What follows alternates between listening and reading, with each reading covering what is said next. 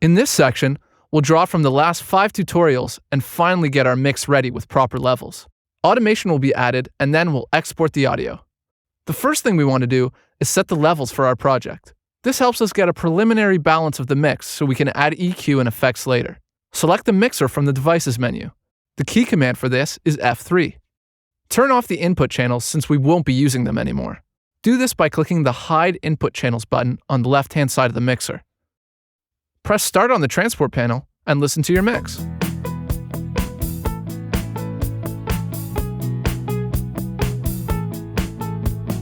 Move the faders for each track so you can hear all of the mix the way you like it.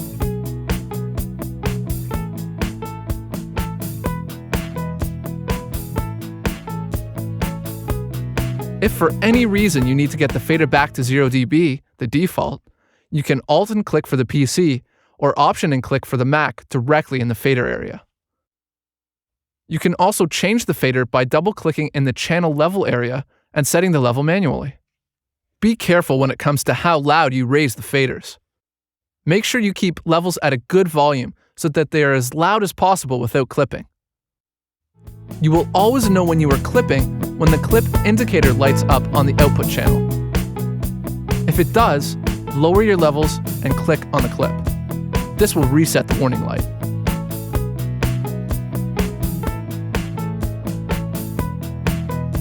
That's it for setting the levels. Let's look at pan next. Setting the pan for each track moves its position in the stereo mix. It will either keep the signal balanced in the middle of the left and right speaker, lean to the left or lean to the right, or be completely in the left or right speaker. Right-clicking in the panner on certain tracks presents you with 3 different types of pan options. Read up on the mixer in the operation manual for more information concerning different pan options. If you need to get the panner back to the middle, you can Alt and click on the PC or Option and click on the Mac anywhere in the panner area. Let's pan our 2 guitars slightly left and slightly right. This will spread them out a bit.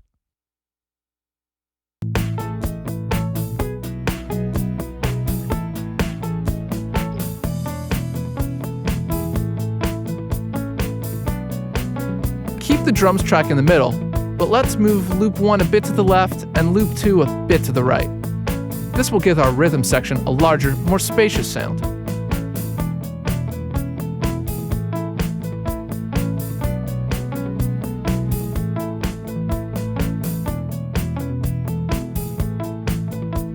That's it for pan.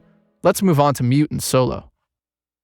For each track, there is an M for mute and an S for the solo button.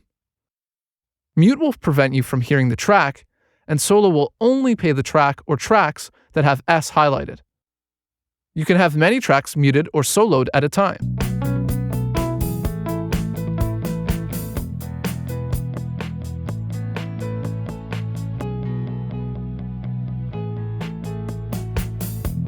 When you solo a track, the other tracks become muted.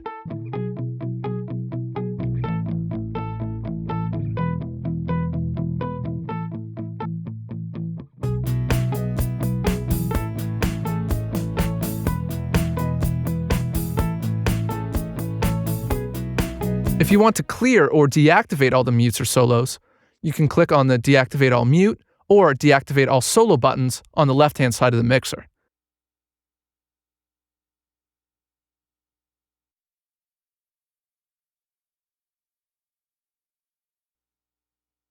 There may be times when you want certain tracks to always play even if another track has solo active.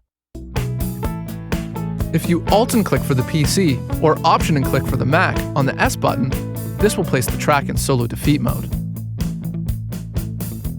This allows the track to always play, even if you solo another track.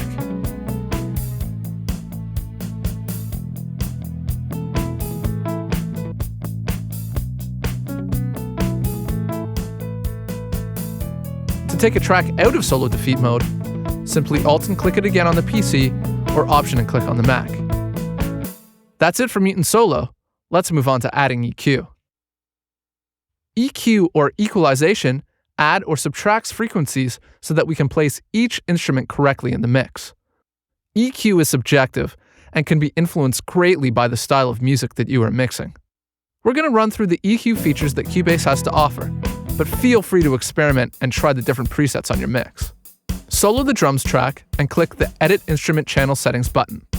This will call up our EQ. Make sure you have a section of music looping so that you can hear the EQ changes you are making. There are 4 bands of EQ on each track. Click on the EQ band active button for each of the EQs to turn them on. You can also click in the EQ curve area to turn on an EQ. Click and move the EQ point up, down, right or left.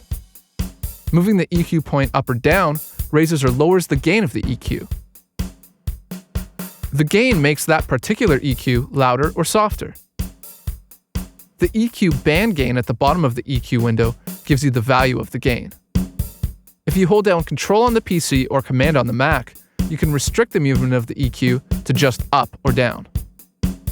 Moving the EQ point left or right changes the frequency of the EQ. The EQ band frequency at the bottom of the EQ window gives you the value of this frequency. If you hold down Alt on the PC or Option on the Mac, you can restrict the movement of the EQ to just left or right. Holding down Shift while moving the EQ point up or down changes the quality of the EQ. Many people refer to this as the width of the EQ. The EQ band Q at the bottom of the EQ window gives you the value of the quality.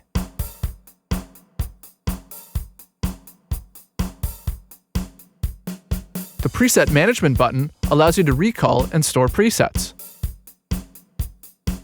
Choose from the list to get a sound that's close to what you want, and then adjust it slightly. You can then store it as a new preset.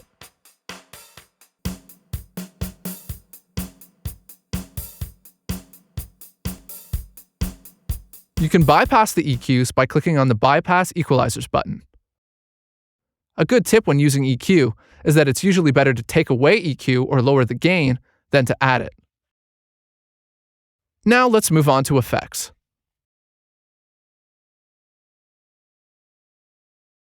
We can add effects by inserting the effect directly on a track, or we can create an FX channel and use the auxiliary sends of a track to send to that FX channel.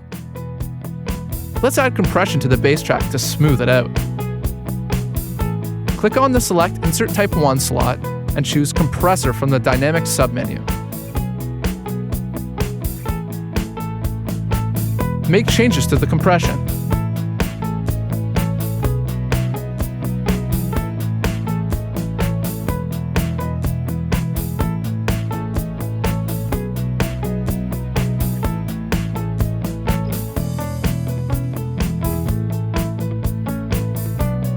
Now let's show you how to create and use FX channels.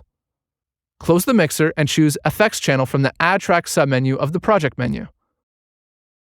Choose Stereo for configuration and select the Stereo Delay effect. We are going to put delay on the electric guitar track. Let's set the delay so that the left side and right side have different delay settings, and make sure the mix is set to 100. Giving the stereo delay different left and right settings creates a more dynamic effect. With the delay set, click on the Edit Channel Settings of the electric guitar track. Select FX1 Stereo Delay from the Select Send destination.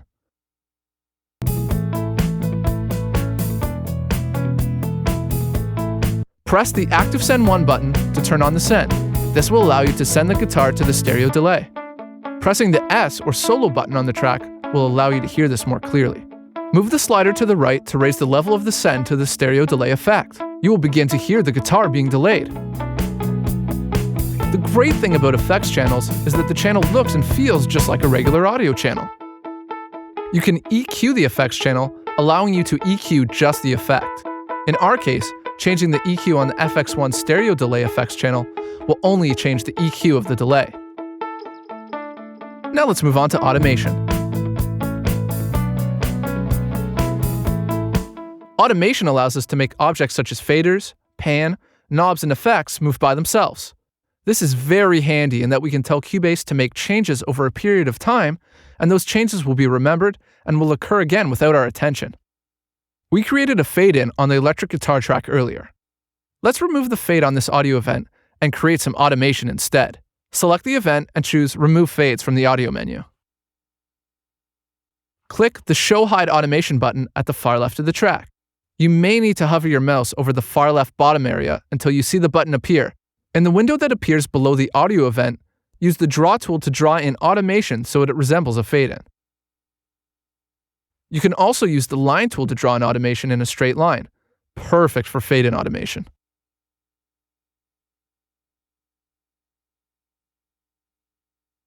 Listen to the fade-in that we just created.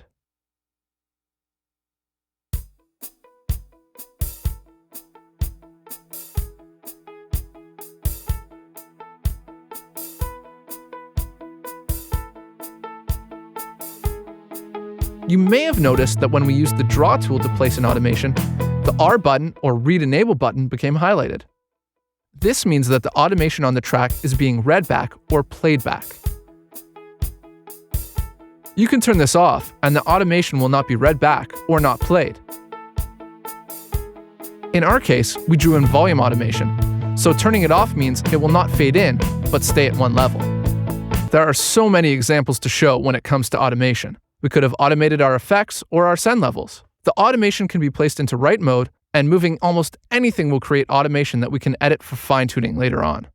Now that we have our project mixed, we will want to export it so that we can import it into another program such as a CD burning application like Wavelab. Before we can export our mix, we need to tell Cubase how many bars to export.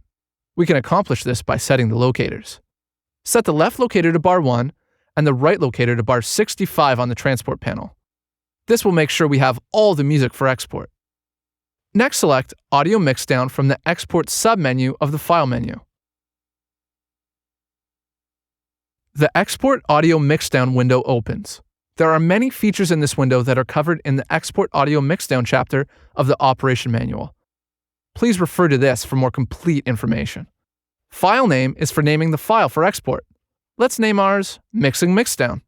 The path is where you wish to save the exported file on your computer. Use the Choose button to navigate to the folder you wish to save to. For convenience, there's the option to choose Use Project Audio folder so that the exported file will end up in your project's audio folder. This is one of the best places to keep it so it won't accidentally become erased or lost. Normally, you want to save your exported file as a WAV file under File Format. This, of course, chiefly depends on what file format the other application, such as a CD burning program, requires. You can choose whether you want the main stereo outputs, stereo out stereo, to be exported. This means the exported file will be generated through the main stereo outputs that we see in the mixer. You can also choose the individual outs of the audio channel for flexibility in your export. Let's choose stereo out stereo. Choose the sample rate and bit depth that will be required for your export. 44.1 kHz and 16-bit are common for CD burning. Select the bottom 3 left options, as these will import the audio back into Cubase after you export it and automatically create an audio track. The Export Audio Mixdown window will also close. Before we finish, there is one very important feature that we must select. This is Real-Time Export. Since we have an external MIDI instrument that is playing a physical keyboard and its audio is coming back into Cubase, we need the audio mixdown to happen in real time. This ensures that the MIDI data is properly sent to the external MIDI instrument and recorded back in. Don't forget this step. When you are done selecting all the right settings, choose Export at the bottom right. You will now see the exported stereo mix on a new stereo track. You can check to see if the audio mixdown sounds the way you want it by soloing the mixdown track.